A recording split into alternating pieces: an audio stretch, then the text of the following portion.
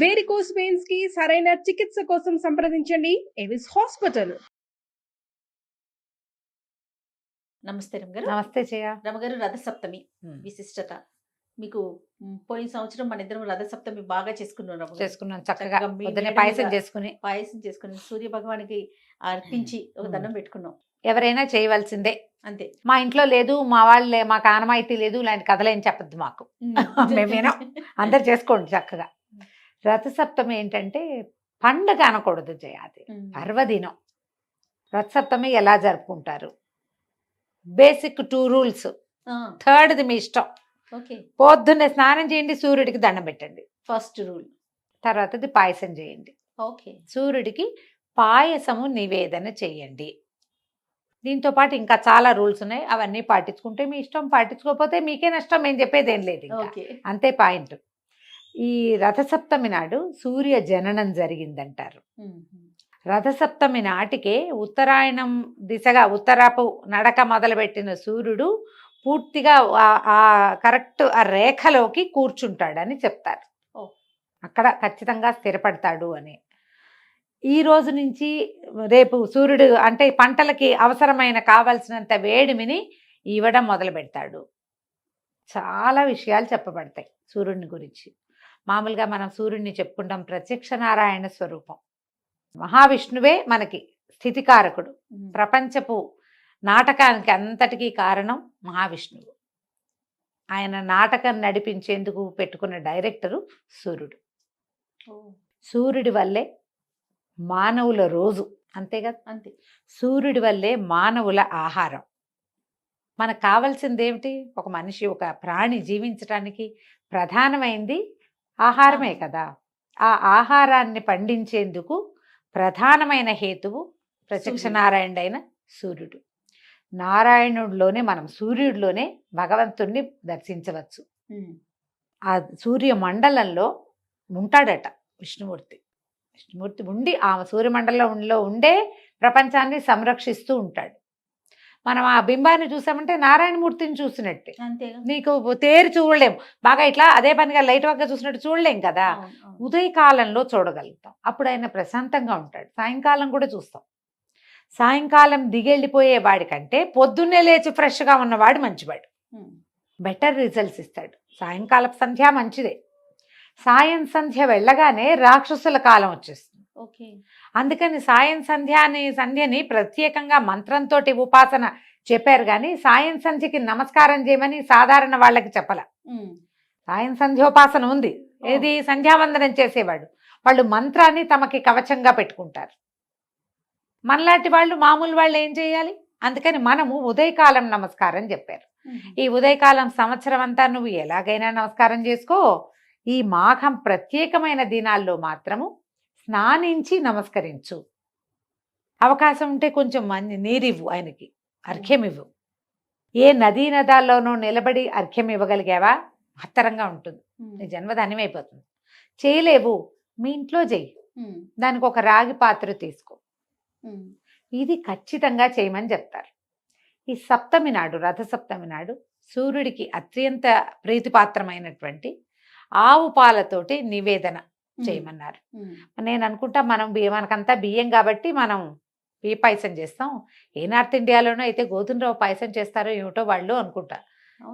ఎవరు తగలలేదు నేను ఇది అడగడానికి, అడిగేందుకు కనపడలా, దొరకలేదు ఎవరు.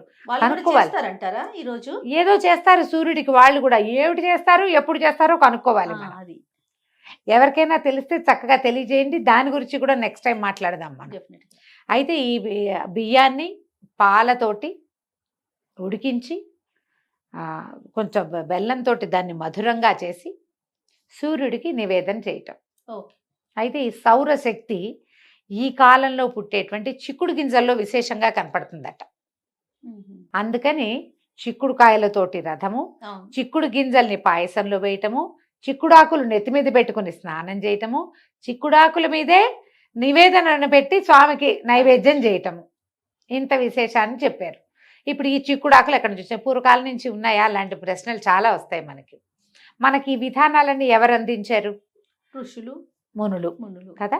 మన ప్రాంతంలో ఏ ఏ ప్రాంతాలలో ఎవరెవరు ఋషులు ఉన్నారో వారు ఆయా ప్రాంతాలలో ఇక్కడ వాళ్ళు ఈ విధానం చెయ్యాలి అని స్థిరపరిచారు మనవి. మన ఖచ్చితంగా. నాయనమ్మో ముత్తనాయనమ్మో గుర్తు కనిపెట్లా, వాళ్ళకు కూడా ఎవరో చెప్పారు ఇది. అవును అవును అప్పటికి ఉన్నాయన్నమాట ఇవి ఉండటం వల్లే.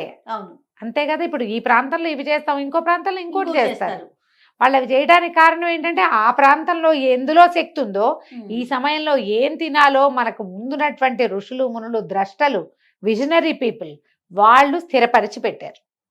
ముందు మన సందులో ఎక్కడైనా చిక్కుడు చెట్టు ఉందో లేదో చూడండి, వాళ్ళతో ఫ్రెండ్షిప్ చేయండి. ఫస్ట్ ఓకే 4 చిక్కుడు ఆకులు తెచ్చుకోండి. బజార్లో చిక్కుడు కాయలు ఎలాగో దొరుకుతాయి. లేత చిక్కుడు గింజల్ని కూడా పాయసంలో వేస్తారు కొన్ని చోట్ల. మీ ఇళ్లలో ఉంటే వేసుకోండి, మాకు అలవాట్లేదండి మానేయండి. కానీ చిక్కుడుకాయల రథం మాత్రం మీరు చేయాల్సిందే.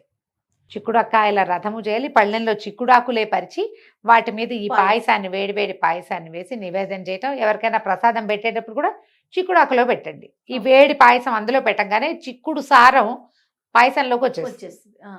అవకాశాన్ని బట్టి చూడండి. డెఫినెట్ గా మామూలు మన చుట్టుపక్కల ఎక్కడో ఒక చోట కనపడతాయి మనకి. ఇలా ట్రై చేయండి. ఈ చిక్కుడుకాయలు ఏంటంటే 7 కాయలతోటి చేస్తాం. 4 కాయలు కింద, 2 కాయలు కింద, మళ్ళీ 2 కాయల పైన, ఒక 3 కాయలని ఇట్లా కోణంగా పెడతాం. పెట్టి రథం, ఆ చిక్కుడుకాయల రథం మీదకి సూర్యుడిని ఆవాహన చేస్తాను. ఆయన ఇక్కడ వచ్చి కూర్చోని.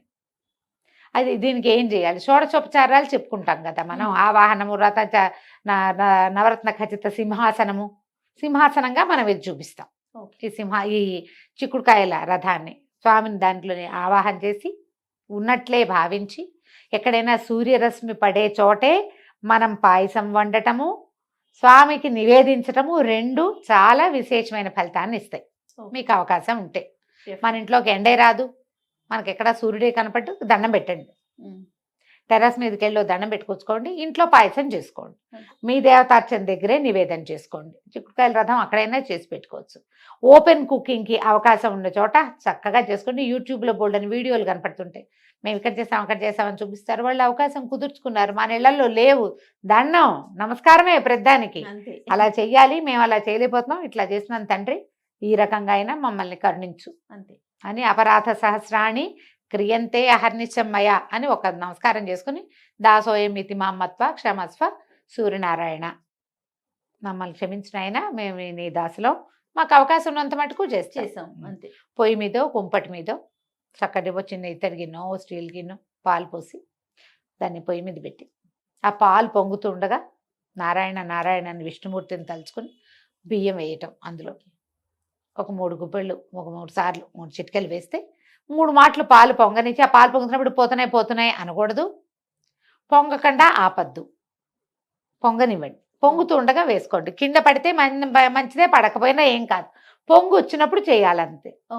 ఆ పాలకి విశేషంగా పాయసం ఉడుకుతుంది. మొత్తం బియ్యం ఉడికిన తర్వాతే బెల్లం వేయండి, లేకపోతే ఉడకదు, బొండుగలుగా ఉండిపోతుంది. రథసప్తం పాయసం అంటారు, అంటే బాగా ఉడకంది అని అర్థం. అలా చేయకండి. మీరు బెల్లానికి తొందర పెడితే ఉడకదు. మరి కాసిన పాలు పెట్టుకోండి, బియ్యం ఎక్కువ వేయబోకండి.